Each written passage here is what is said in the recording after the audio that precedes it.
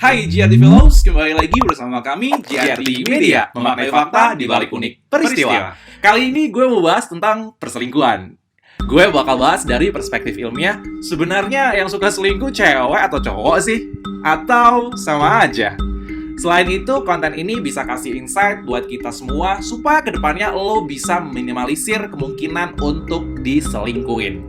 Percuma kan, wajahnya rupawan, gombalannya lumayan, isi dompetnya menawan, tapi ternyata banyak simpanan. Makanya simak baik-baik ya sampai akhir videonya. Oke, let's get started. Menurut jurnal yang berjudul Infidelity in Romantic Relationship, karya Om Frank sama Tante Rose, sekitar tahun 2016, ternyata kecenderungan cowok selingkuh lebih besar daripada cewek selingkuh. Kenapa ya?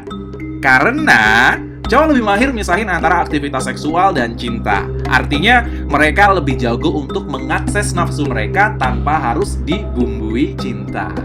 Kalau cewek malah kebalikannya. Misal cuci mata nih ya, ngelihat cowok ganteng di TikTok. Mungkin ya itu ya. Tapi ya udahlah, stop sampai di situ aja. Cewek justru susah buat nafsu sama cowok lain ketika mereka udah cinta sama pasangan mereka. Kenapa ya?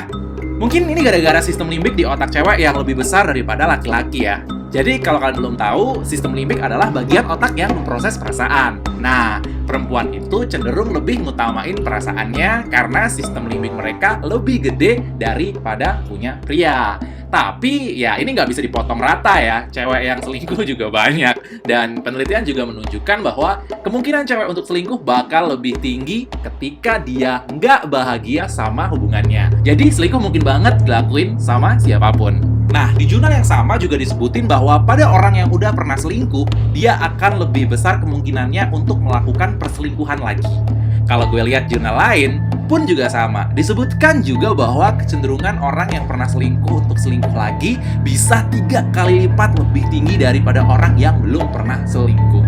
Jadi kalian jaga jarak deh sama orang yang track record karir tikung-menikungnya udah kelas papan atas, karena dia punya dorongan yang tinggi untuk tikung-menikung lagi.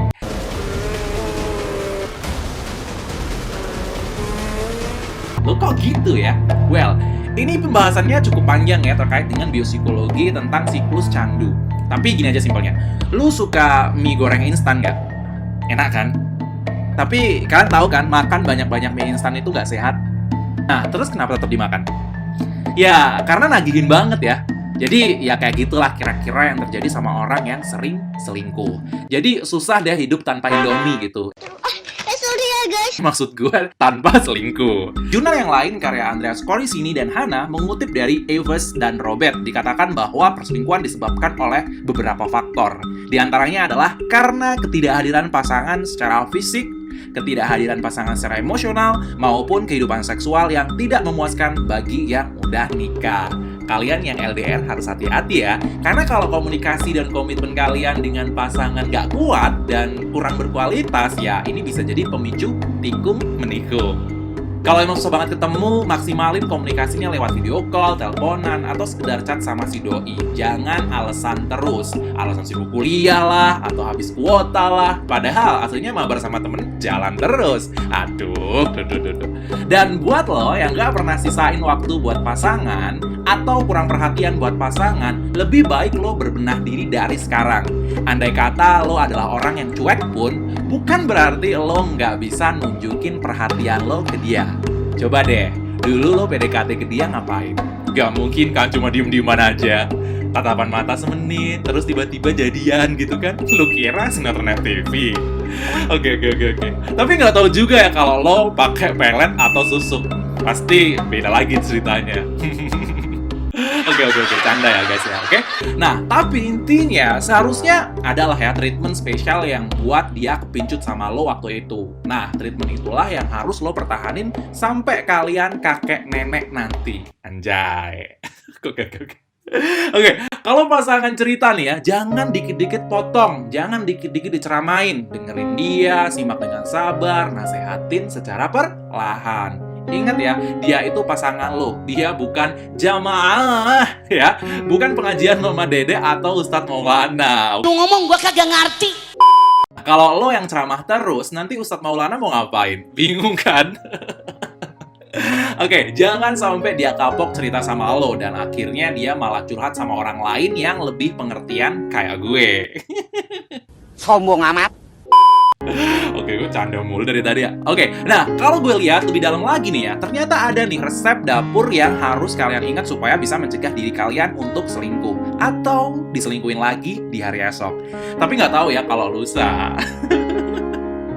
Jadi ya konsep yang disebut dengan protective factors ini gue ambil dari penelitiannya Mbak Marisa sama Mbak Grace tahun 2018 yang bicara tentang cara mencegah perselingkuhan. Yang pertama, yaitu menjaga ikatan emosional yang positif dan kedekatan intim dengan pasangan.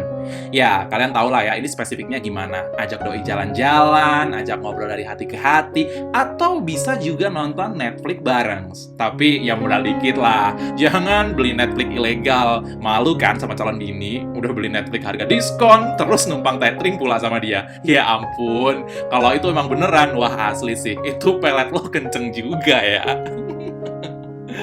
Oke, next. Yang kedua, khusus buat yang udah nikah ya, jangan remehkan kebutuhan seksual pasangan. Layani pasangan dengan baik. Kalau kalian emang capek, ya komunikasikan dengan cara yang sopan dan lembut. Lo yang muda belum nikah, nggak usah senyum-senyum. Ya, gue ngomong sama yang udah nikah nih ya, bukan sama lo, oke? Udah, langsung aja deh ya. Yang ketiga, yaitu buatlah batasan dengan teman lawan jenis.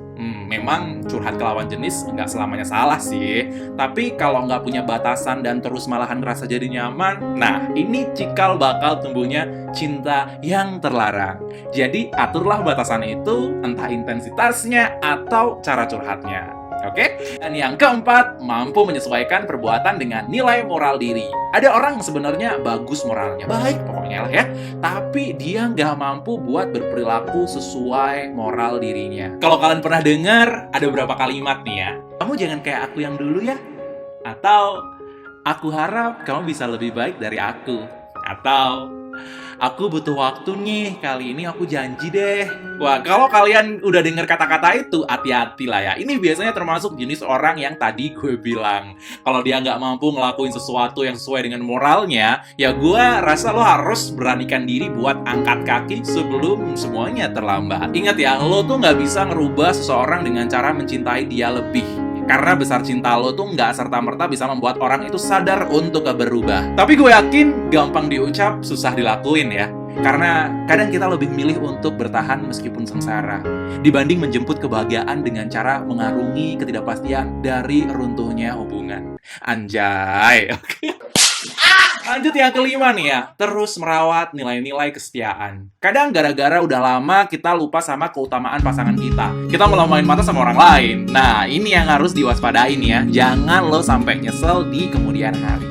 Nah, kemudian yang terakhir, yang keenam, melatih mengontrol diri ketika menghadapi permasalahan dalam hubungan. Nah, poin nomor 6 ini pernah kita bahas lebih detail nih tentang mekanisme coping maladaptif di konten sebelumnya. Nih, di atas tuh mungkin ya. Nah, yang bahas tentang Kak Nia yang sempat ditangkap karena konsumsi sabu. Kalian bisa lihat tuh videonya kalau kalian mau tuh ya di atas ya. Oke, gue rasa cukup pembahasan kita tentang selingkuh kali ini ya. By the way, kalau kalian pernah nggak diselingkuhin? Gimana sih caranya buat nyelesain masalah pada waktu itu? Kita ngobrol di kolom komentar ya. Dukung terus JRT Media dengan klik tombol subscribe, like, dan komen. Gue Alan, bye-bye JRT Fellows, and have a nice day!